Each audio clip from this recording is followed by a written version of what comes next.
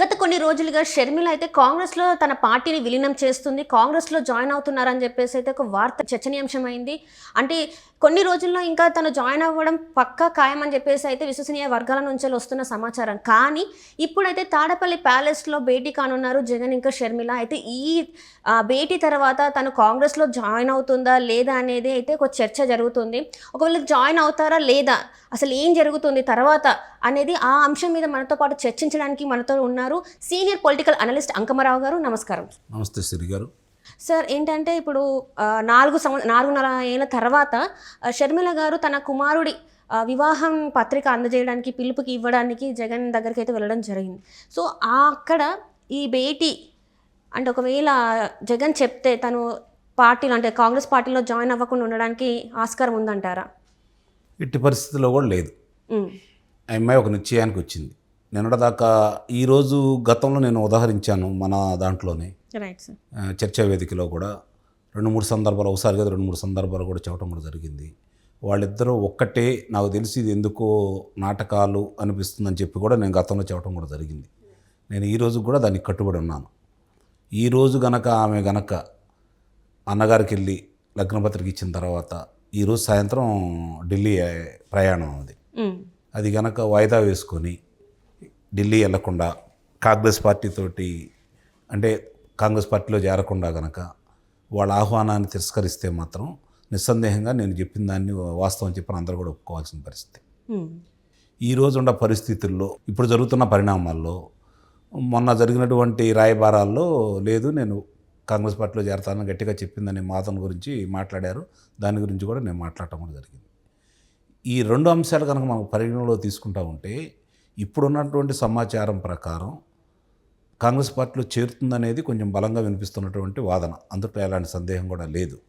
కానీ వీళ్ళిద్దరికీ వైరం ఉంది, ఒకళ్ళనొకరు అంటే ఇప్పుడు జగన్మోహన్ రెడ్డి గారిని ఓడించటానికి ఇక్కడికి ఆమెను పంపిస్తున్నారు, ఆమె కూడా అదే కృతనిశ్చయంతో ఉంది అని చెప్పని వార్తలు వినిపిస్తున్న నేపథ్యంలో అది ఎంతవరకు నిజమా కాదనే దానికి ఇప్పుడు కూడా ఇంకా నమ్మబుద్ధి కాని పరిస్థితి నా వరకు అయితే మాత్రం.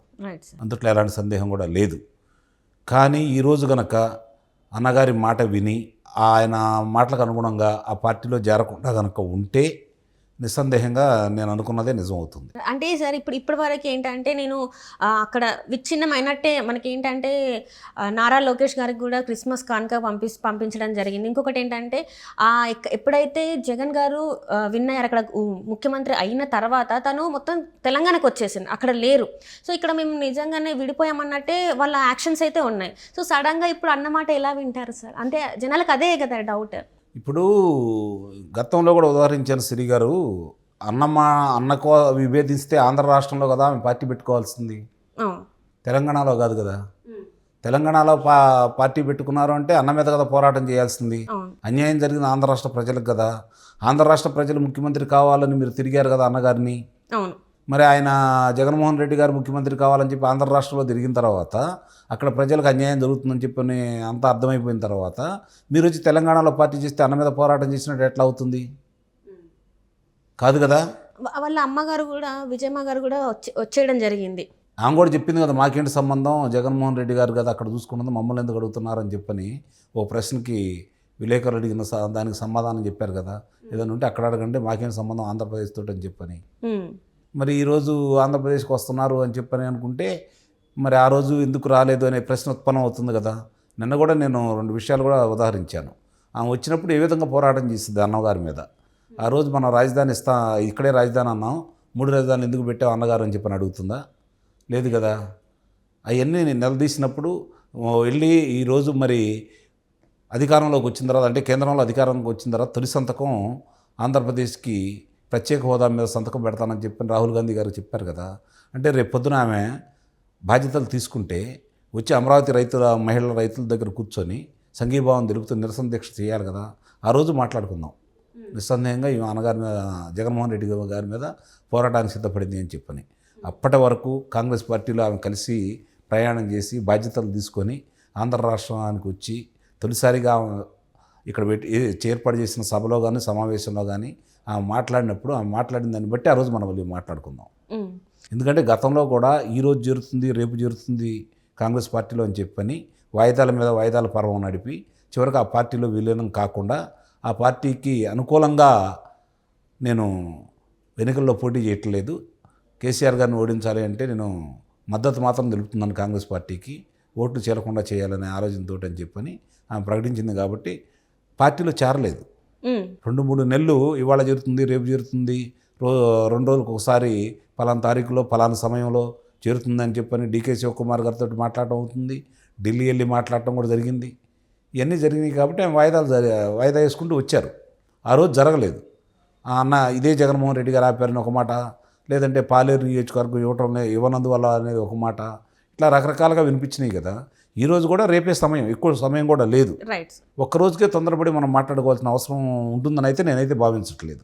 కానీ ఇప్పటికీ నేను నమ్ముతున్నాను, వాళ్ళిద్దరికీ ఆస్తి సంబంధించిన ఏదైనా వైరాలు ఉంటే ఉండతాయేమో నాకైతే తెలియదు. కానీ అన్నగారి మీద వ్యతిరేకంగా పోరాటం చేస్తుందని కానీ వాళ్ళిద్దరూ వేరువేరని కానీ అయితే నేనైతే భావించట్లేదు.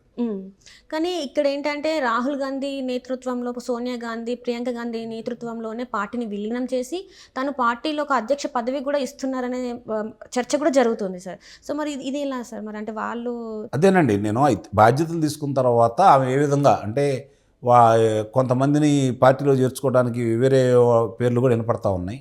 ఇప్పుడు ముఖ్యంగా ఆళ్ల రామకృష్ణారెడ్డి గారు నేను షర్మిల గారి వెంటే నడుస్తానని చెప్పారు. మరి ఆయనే అమరావతికి వ్యతిరేకంగా న్యాయస్థానాల్లో తన దరఖాస్తు పెట్టారు. ఇక్కడ ఏదో అక్రమాలు జరిగిపోతున్నాయి, పర్యావరణానికి ఇబ్బంది, ఇక్కడ చాలా అన్యాయాలు జరిగినాయని చెప్పని. అమరావతిని నిర్మాణానికి కొంత ఆలస్యం అతని వల్ల కూడా జరిగింది కదా. మరి ఈరోజు అలాంటి వాళ్ళందరూ పార్టీలో తీసుకోవడానికి కాంగ్రెస్ పార్టీ ఇష్టపడుతుందా? ఈయనతో పాటు వస్తానంటే ఇవన్నీ ఉంటాయి కదా వాళ్ళకి. మరి దానికి ఏం సమాధానం చెబుతుంది? ఇదే ఆళ్ల రామకృష్ణారెడ్డి గారి చేత న్యాయస్థానంలో లేదు, నేను నా ఫిర్యాదును విరమించుకుంటున్నానని చెప్పని ఫిర్యాదును వెనక్కి తీసుకుంటారా? అవన్నీ చేసిన తర్వాత మనకు నమ్మకం ఏర్పడింది. అప్పటి వరకు మరి వీళ్ళందరూ వస్తాను అంటే కాంగ్రెస్ రాహుల్ గాంధీ గారు ఇచ్చిన మాట కూడా తప్పినట్టే కదా. ఎవరైతే వ్యతిరేకిస్తున్నారో, అమరావతి నిర్మాణం కొనసాగించకూడదని చెప్పిన ఎవరైతే న్యాయస్థానాలు ఆశ్రయించారో, ఇప్పుడు అక్కడ నుంచి విజయవాడకు వచ్చే రోడ్డు మార్గాన్ని, విస్తరించే రోడ్డు మార్గానికి మధ్యలో ఆపేసే విధంగా 3 గ్రామాల వాళ్ళని రెచ్చగొట్టి వాళ్ళని దాంట్లో కలపకుండా పూలింగ్కి ఇవ్వకుండా చేసినటువంటి ఇదే ఆళ్ల రామకృష్ణారెడ్డి గారు, అదే షర్మిల గారితో పాటు ఆ పార్టీలోకి వస్తూ ఉంటే వాళ్ళు ఆహ్వానిస్తే రాహుల్ గాంధీ గారి మాట అక్కడ లేనట్టే కదా. అంటే ఆయన మాట కాదనే వ్యక్తుల్ని ఆయన పార్టీలో చేర్చుకుంటారా? ఇది కూడా చూసుకోవాలి కదా. మరి దానికి ఏం సమాధానం చెబుతుందో చూడాలి మనం. అంటే ఇప్పుడు ఏంటంటే ఇదంతా ఊహాగానాలు అనుకోవాలా సార్?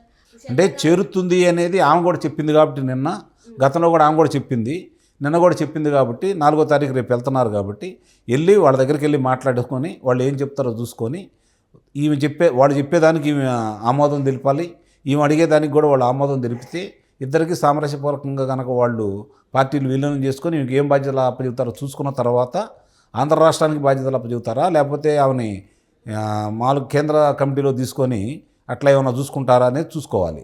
కేంద్ర కమిటీలో తీసుకుంటే ఆ అవసరం అయితే లేదు కదా. ఒకవేళ కేంద్ర కమిటీలో తీసుకున్న తర్వాత కూడా ఆంధ్ర రాష్ట్రంలో జగన్మోహన్ రెడ్డి గారి పరిపాలనకు వ్యతిరేకంగా నువ్వు గళమెత్తుతానంటేనే తీసుకుంటారు. అప్పుడు మనం మాట్లాడుకోవాలి, నిజంగానే మాట్లాడుతుంది అన్నగారి మీద, పార్టీ యొక్క విధి విధానాల ప్రకారం నడుచుకుంటుంది అని చెప్పని మనం నమ్మడానికి ఆస్కారం ఉంటుంది. Right sir, right. Thank you so much sir.